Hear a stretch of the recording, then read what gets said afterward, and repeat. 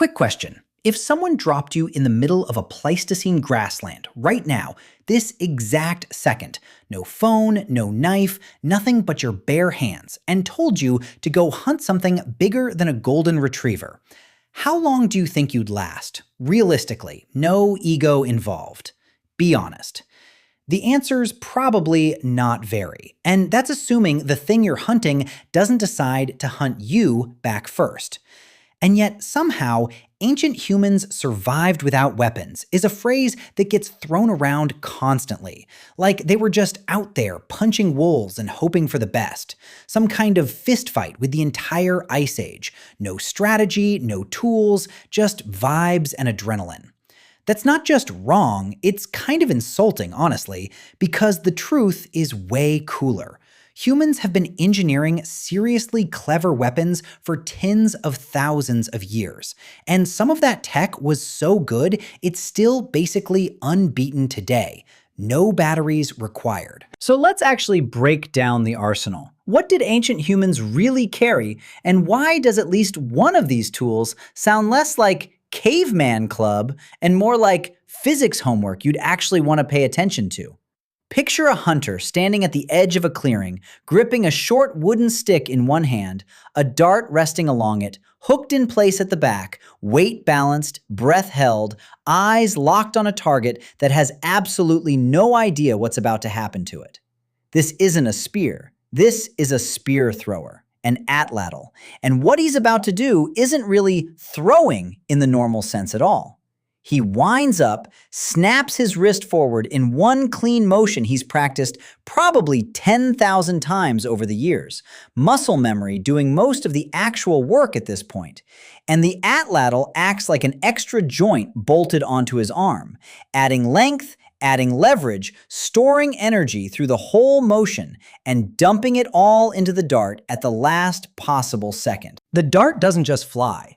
It leaves his hand at speeds that can top 150 kilometers an hour, more than 90 miles an hour, off a wooden stick and a sharpened point, with zero gunpowder, zero rubber bands, zero anything except pure mechanical leverage, figured out by trial and error, probably a few thousand busted darts, and one very patient toolmaker somewhere in deep prehistory who refused to give up on the idea.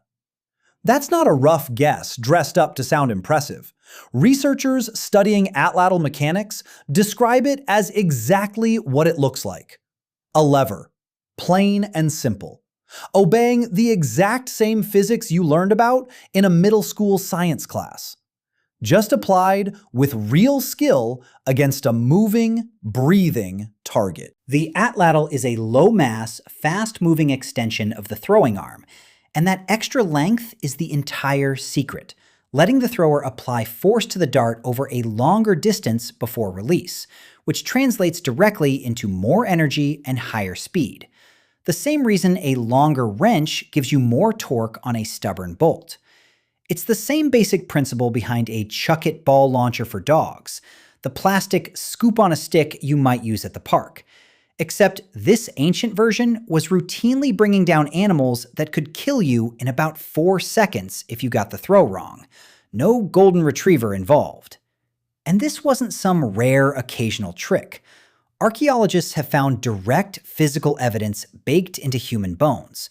Proof you can't fake or exaggerate. A skeleton dated to around 42,000 years ago shows arthritis, specifically in the right elbow, a repetitive strain pattern researchers have literally nicknamed atlatl elbow, the exact same overuse injury a modern baseball pitcher gets after years on the mound. Except this one's 42,000 years old and belonged to someone who never once heard of a mound. Someone was throwing an atlatl so consistently, so many times, across so many years, that it permanently reshaped their joint, wore a visible groove into their own skeleton, a physical record no amount of time could erase. That's not survival by luck. That's a job, practiced daily, like any skilled trade, complete with the exact kind of repetitive use injury any skilled trade eventually leaves behind, whether you're throwing darts at Ice Age megafauna or pitching fastballs on a modern field. Here's a detail that genuinely surprised researchers when they finally tested it properly, decades after archaeologists first started arguing about it around campfires and conference tables. In 2023, a study published in the journal Scientific Reports set out to measure something nobody had really nailed down before with actual controlled data: how much of an equalizer the atlatl actually was between different throwers with different builds and different raw strength. Using modern volunteers, javelins, and atlatl darts, careful controlled conditions, and radar gun measurements to make sure nobody was just eyeballing it, the researchers found that while a bare-handed thrown javelin showed a real velocity gap between different individuals, largely tracking raw upper body strength the way you'd expect, that gap almost completely disappeared once everyone switched to the atlatl. The tool leveled the field, flattening a difference that had been rock-solid consistent just one throwing method earlier. Researchers now call this the atlatl equalizer hypothesis, a term that stuck immediately once people saw the data laid out side by side. And it suggests something genuinely important about ancient hunting groups. This wasn't a weapon that only rewarded the single strongest guy in the group, the one everybody already assumed was doing the hunting. It was a technology that let skill and technique matter as much as raw muscle, meaning a wider range of people, not just the biggest and strongest, could realistically contribute to bringing down serious game. A detail that quietly complicates a lot of assumptions about who actually did the hunting in prehistoric groups. Assumptions that have shaped popular imagination for generations, without much hard evidence behind them. The atlatl isn't some obscure footnote either. It shows up on basically every inhabited continent except Africa, and it stuck around for a genuinely long time, outlasting entire civilizations that rose and fell in the meantime.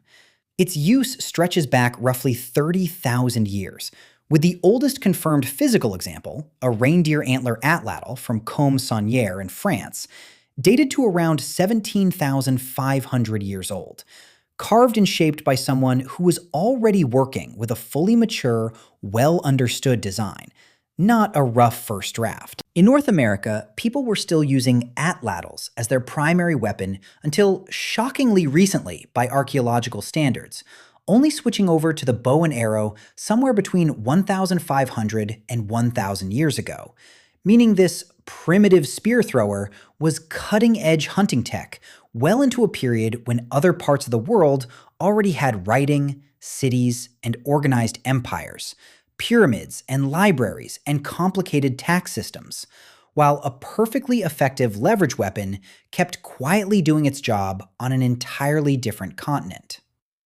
For tens of thousands of years, across multiple continents, completely independent of each other in some cases, this leverage trick was the cutting edge, and nobody found a meaningfully better throwing solution until an entirely different weapon system came along to replace it many millennia later. Now, picture something else entirely. No spear, no dart, just a small curved piece of carved bone, thrown sideways with a flick of the wrist. In 2025, researchers redating an object first discovered in a Polish cave back in 1985 completely rewrote its history, using techniques that simply didn't exist when the artifact was first pulled out of the ground, and cataloged as just another interesting find among many. A curved, carefully carved boomerang made from a woolly mammoth's tusk found in Oblazowa cave in southern Poland, roughly 70 centimeters long, had originally been dated to somewhere around 18,000 to 30,000 years old, itself already an impressively old estimate. New radiocarbon analysis using more advanced Bayesian modeling techniques, cross-checked against nearby human and animal bones from the same layer of the cave, pushed that number back dramatically, to somewhere between 39,000 and 42,000 years old, making it, as far as anyone currently knows, the oldest boomerang ever discovered anywhere on Earth. And it predates the earliest confirmed wooden boomerangs by roughly 30,000 years, an almost unbelievable head start. This wasn't some rough curved stick either, hacked out in an afternoon by someone in a hurry. Researchers examining the mammoth-ivory boomerang found clear evidence of careful, intentional craftsmanship. The surface had been deliberately polished and finished, shaped through a process that took real time and real patience, against a material that fights back if you rush it, cracking and splintering the moment you get impatient with it. And its overall shape strongly suggests it was specifically built for a right-handed thrower, meaning whoever made this understood their own throwing arm well enough to design specifically around it, a level of personalization you wouldn't expect from a just surviving mindset. Based on its aerodynamic profile, this particular design wasn't meant to loop back to the hunter the way the famous Australian returning boomerangs do. It was a straight-flying, non-returning weapon, engineered purely to hit hard and fly true across real distance. Exactly the kind of design principle you'd expect from a group of people who had clearly spent real time thinking hard about crescent shapes cutting through moving air, tens of thousands of years before anyone had a word for aerodynamics, let alone a wind tunnel to test one. Bows and arrows go back even further than most people assume, and the evidence for them comes from somewhere you might not expect. Not the weapon itself, which almost never survives that long buried in the ground, but microscopic damage on stone points that most casual observers would walk right past in a museum case. At Sabudu Cave in South Africa, researchers examining ancient stone tools under high-powered magnification found telltale fracture patterns and residue consistent specifically with arrows, not thrown spears. Patterns that only form under the specific impact conditions an arrow creates. The kind of subtle, distinctive damage a spear or dart simply doesn't leave behind in the same way. On points dated to roughly 64,000 years old. Distinguishing an arrow wound pattern from a thrown spear wound pattern on a tiny stone flake requires genuinely careful, painstaking laboratory work, comparing microscopic fracture angles and residue traces against modern experimental replicas made and used specifically to build a reliable comparison library, essentially teaching yourself to read a crime scene report written in stone chips. Wooden bows themselves rarely survive that kind of time span. They simply rot away completely, wood being wood, returning quietly to the soil with no complaints and no evidence left behind for anyone to find later. But the damage patterns left behind on the stone tips they were once attached to don't lie, and they point to functioning archery technology tens of thousands of years earlier than the oldest surviving bow anyone has ever physically dug out of the ground intact. And this whole toolkit didn't even start with the atlatl. Long before anyone figured out leverage-based throwing, humans were already carrying purpose-built thrusting and throwing spears, carefully shaped, not random broken branches. Wooden spears recovered from Schöningen, Germany, dated to roughly 300,000 years old, were found carefully balanced and front-weighted, specifically engineered for accuracy at a distance rather than crude close-range jabbing, alongside the butchered remains of more than 10 horses at a single ambush site near what was once a lake edge. That's not one lucky improvised throw from one desperate hunter having an unusually good day. That's a genuinely old weapons tradition, coordinated and deliberate, stretching back long before Homo sapiens even existed as a distinct species, quietly proving that figuring out how to make something sharp fly through the air on purpose has been a core human obsession for an almost unbelievably long time, longer than the species telling this story has technically even existed. There's another weapon worth mentioning too, one that barely needs any material at all. The sling. Just a simple pouch attached to two cords, capable of hurling a stone with genuinely serious force and real accuracy over real distance. Cheap to make, easy to carry, and effective enough that it kept showing up in warfare and hunting cultures for thousands of years afterward, long after fancier options existed, right up through recorded ancient history and the famous biblical story everyone already half remembers involving a shepherd and a much bigger opponent. And in some regions, hunters took things a step further, coating spear and arrow tips with plant or animal-derived toxins, turning even a relatively minor wound into something far more dangerous over time. A detail documented both archaeologically in some contexts and directly through modern ethnographic observation of hunter-gatherer groups who still practice it today, using recipes passed down orally across generations with no written formula anywhere. A weapon didn't always need to kill instantly to do its job. Sometimes it just needed to guarantee the outcome eventually, on the hunter's terms rather than the animal's. Patience baked directly into the poison itself. So why build 3, sometimes 4 different projectile systems side by side? Atlatl, bow, boomerang, thrusting spear, sling, instead of just picking the one best option and sticking with it forever. The way a modern buyer's guide might insist there's always one objectively correct answer. Because different animals, different terrain, and different situations genuinely called for different tools. The same reason a modern toolbox has more than one wrench, or a modern kitchen has more than one knife. Each one quietly useless for half the jobs the others handle perfectly.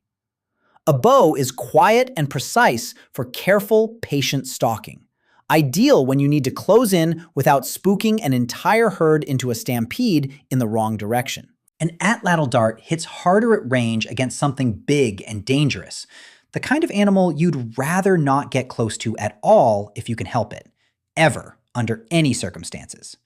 A boomerang, thrown low and flat, could be devastating against fast-moving birds or small game, where a single powerful dart would be complete overkill, and a miss meant walking a long, frustrating way to retrieve an expensive, carefully made weapon nobody wanted to lose in the tall grass. Carrying multiple weapon systems wasn't primitive indecision or a failure to commit to one design, the way a modern reviewer might dunk on someone for owning too many kitchen gadgets. It was the ancient equivalent of knowing exactly which tool to reach for, and having more than one option ready before you even left camp that morning. Skilled sling users, both historically and in modern demonstrations by experimental archaeologists, have shown the tool can launch a stone hard enough and far enough to seriously injure or kill, with an effective range that genuinely rivals a thrown spear, sometimes even outperforming it in trained hands. All from a device that costs essentially nothing to make and takes up almost no space to carry, tucked into a belt or simply wrapped around a wrist between uses. It's easy to overlook precisely because it looks so unimpressive sitting still, just some cord and a small leather pouch. Nothing dramatic about it at rest, right up until someone who actually knows how to use one demonstrates exactly what it can do at 50 paces. Nobody's ever going to find a written training manual for any of this, obviously, since writing itself is a much younger invention than any of these weapons. But it's a completely reasonable guess based on how much raw repetition each of these tools demanded to use well, that teaching a weapon like this to the next generation was a genuinely serious, ongoing project, not a single afternoon lesson. A kid learning the atlatl probably spent years throwing at stationary, harmless targets, long before anyone trusted them with a real hunt, gradually working up from small stones to real darts. The same slow build progression a modern kid might go through learning archery at a summer camp, just with dramatically higher stakes waiting at the far end of it. Real hunger instead of a participation ribbon. Getting good enough with any of these tools to actually feed a family wasn't instinct, some switch that just flips on naturally. It was years of deliberate, patient coaching, probably starting almost as soon as a child could hold the tool at all. None of this means every single hunt succeeded, or that ancient life was some kind of easy, well-equipped stroll through the wilderness, with the outcome never in doubt. Weapons this advanced still required real skill, real practice, and real risk every time someone actually used one on something that could fight back twice as hard as expected. a wounded animal that suddenly decides the fight isn't over. A missed throw against a wounded, angry animal could easily be fatal. No do-overs, no respawn, no second chance to line up a cleaner shot. Nobody coming to save the day at the last second. This isn't a story about danger disappearing once the tools got good, some tidy, happy ending where the risk vanishes entirely. It's a story about exactly how good the tools actually got, and how early, long before anyone alive today would have reasonably guessed. So the next time somebody says ancient humans survived without weapons, you can picture it properly now. Not bare hands against saber-toothed cats, some desperate last stand with nothing but fingernails and hope, but a hunter with a physics-optimized throwing lever capable of hurling a dart at 90 miles an hour.